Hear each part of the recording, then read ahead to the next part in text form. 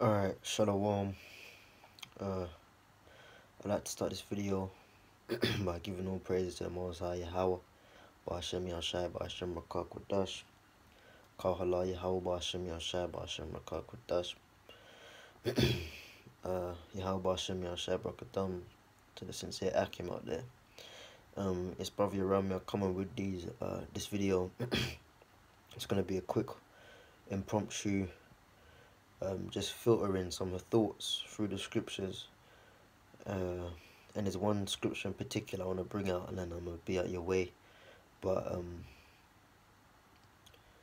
I want to entitle this, "We Are Not of This World," man. Okay. Or I should say, actually, I'm going to title it, Salakio, I'm going to entitle it, "The Elect Are Not of This World." Okay. Now we hope to be of the elect. That's why we say we're of the hopeful elect. Yaharatazar, to be of the elect, which will be made evident on his return. But pretty much today, man, and it's spiritual because Apostle Tahar also mentioned it at at the camp, you know, 2 days ago now, the Saturday, the 20 was it the 23rd, I believe, whatever day it was. They was at the camp, the last live stream that they did, and Apostle Tahar said that it's like sometimes he'll be walking around and it's like he's operating in a zone, man, you know, like operating in a trance, so to speak. You know, people look at you funny, people look at you different, and all sorts of stuff, man. And you know, that's the truth, man. And the spirit had it where today that was kind of brought back to my memory because I was out, man, and I saw one woman I know. You know, I know her from way back, man. You know, and you know, she saw me. You know, you kind of see somebody. Like, it was only us two on that part of the street, but you know, I was just walking, and then she came kind of closer now, cause I got, you know, Brockdale, but share my eyesight's alright, man. You know, so usually I can see people I recognize from far off, but you know, I was just in the zone, man. And it's like she was calling my name, and she said it like twice, and then I looked up like, oh shit, it's you. You know, we spoke for a little bit, and then I kept it moving, man. But she said to me, man, there's something about you, man. There's just something about you. And like, you know, I kind of smiled and laughed because at that moment it came back into my mind what Apostle Tahar was saying, man. You know, and you know, but I acted stupid, acted dumb. I started laughing. I was like, like, what are you talking about? What are you talking about? You know, I was playing with her. She's like, I don't know, man. I don't know. There's just something about you, man. There's just something about you. And I was like, all right, like when you know what it is, like you let me know. And I told her I gotta go, man. You know, and I laughed when I walked off, man. You know, and then later on, not too long ago, I went to a Turkish joint, man. You know, and yeah, man. There's so much I could say on that as well, man. But I went to the Turkish joint quickly. You know, I was kind of hungry, wanted something quick, and I was there. I ordered the food I got, whatever I got, and they were preparing it, and then I was just waiting, man. And you know, if you go to these Turkish joints, like at the front, they got like the open see-through glass kind of cooler fridge thing where they keep the meat, and I'm seeing all the various meats like the lamb, the chicken, and the beef and whatnot, and I'm just looking at the meat, man, and I'm in my zone. And then one of the guys behind that was you know, he had those butcher knives in his hand or whatever to cut the meat, and he was like, yo bro, you're alright. And I was like, yeah, like, you talking to me? Because usually they don't talk to you like that, like, you know, try to engage in a conversation with you. And he was like, you're alright, man, you're alright. And I was like, yeah, I'm fine. And he's like, oh, you look like you're in deep thought, man. You're in deep thought. And I just laughed it off. I was like, nah, nah, I'm cool, I'm cool. And then he handed me the food and I left the shop. You know, this is both today, man. You know, and truth be told, I remember what I was thinking about, man, because he was preparing the food, and then, like I said, there's the open see-through glass refrigerator kind of thing. You see all the different meats on the skewers there lined up, you know, ready to be cooked when needs be. And I was thinking about the Passover, man, because I'm there seeing the lamb all seasoned up or whatnot, you know, all the lamb chops there and stuff. And I was thinking, yeah, man, just start thinking about the Passover, man, you know. And however I looked to him, I looked like I was in deep thought, which I was, man. But really, it goes deeper than deep thought. It really goes into a spiritual realm, man. You know, because earlier when the female saw me, she was like, "There's something about you," and I was just walking, man. Now, is that a reason for me to say, "Yeah, look at me, you know, I must be a man of the Lord," or "I'm special, there's something about me"? Hell no, man. I'm praying I get delivered. I'm praying I'm a man of the Lord, man. You know, we stay humble with this thing, but at the end of the day, man, bottom line is that when you come into the truth, man, a certain aura comes over you, man. A certain vibration comes off of you. A aura comes onto you, and people can pick that up, man. You know. And why is that? Because we stay meditating in the scriptures, man. You know. And what you have to understand, if you don't already know, man, you know, brothers know this, but we gotta remain, or we gotta remember or bring back to mind, you know, and we have to respect, which means to look back, okay, on how we changed from the time we came from the moment we heard about the truth, you know, when we were in the world, until the time we came in the truth, until this very moment in our personal walk with Yahweh Hashem Yahshai, man, you know, because we there's a transformation, man, you know, and everything's spiritual, man, you know.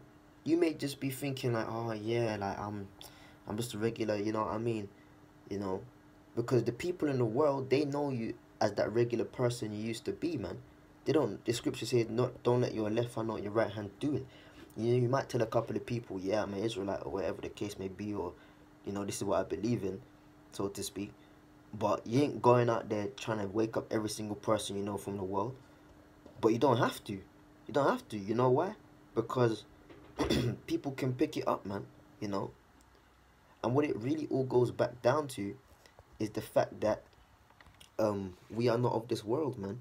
And now I want to get this quick scripture. John chapter 18 verse 36, and it says this: Yahushua answered, my kingdom is not of this world. If my kingdom were of this world, then would my servants fight, that I should not be delivered to the Jews. But now is my kingdom not from hence.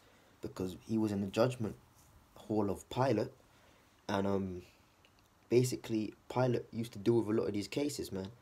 Now, if somebody is about to be crucified, right, and they've been wrongly judged, or even if they've been judged correctly, they always want to fight their cause, you know? Like, today's day and age, people going to prison and whatnot.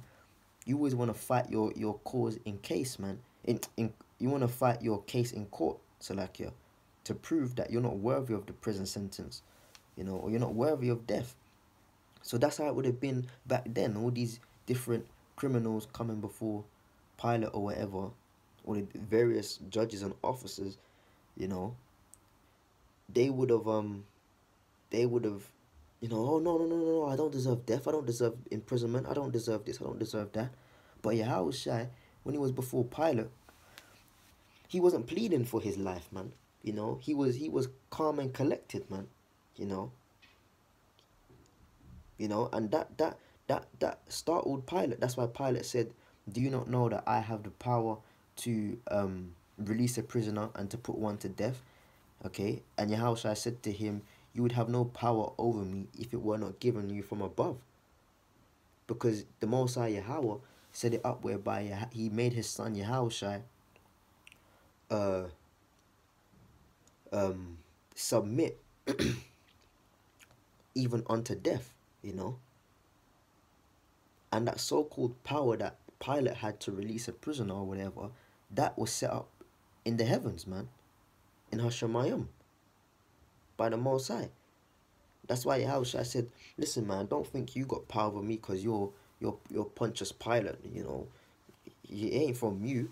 You would have no power over me unless it were given you from above. Which is, he's talking of his father, Yahweh, which set it up that way, man. You know. But once again, here is Yahushua being passed from judgment to judgment, from the priest, from the high priest's house all the way to Herod, then from Herod back to the high priest to Pilate, you know. And he had a cool calm about him. And Pilate couldn't understand that, man. You know. And why is that? Because Yahushua, man, you know, in the Garden of Gethsemane, he prayed to the Father, if there be another way, then let's do it that way. But then he said, let your will be done. So he stayed in the scriptures, man. You know. And furthermore, he would have had his mind on the end goal, man. You know, which is to redeem the nation of Israel, starting with the elect, man. You know. And as he said in Matthew 6, your kingdom come, your will be done. So it's all about the kingdom of the Yahweh Hashem Yahshua, man. You know. And just as we have to go through our lot to attain the kingdom, so did Yahushua, man. You know. He did his part, man. That's why when he went back to the spirit realm, he was glorified and exalted, man. But he will be glorified amongst all people, and all nations will recognize that he is King of Kings and Lord of Lords, as the scripture says, man. In Revelation, I believe. You know? But the bottom line is that, yeah, the reason why Yahushua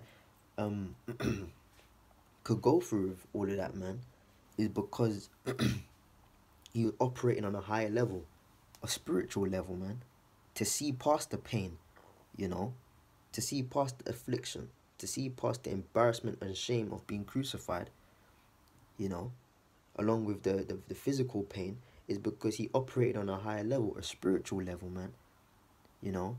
And even during the years of his ministry, right, you know, the 3 years of his ministry,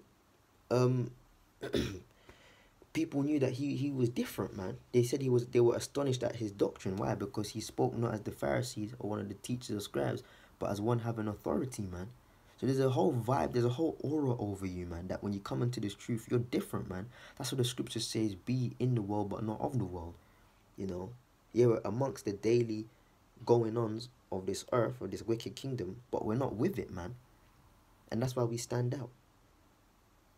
You know, we're not with it. That's why we stand out, man. And the Spirit of the Lord,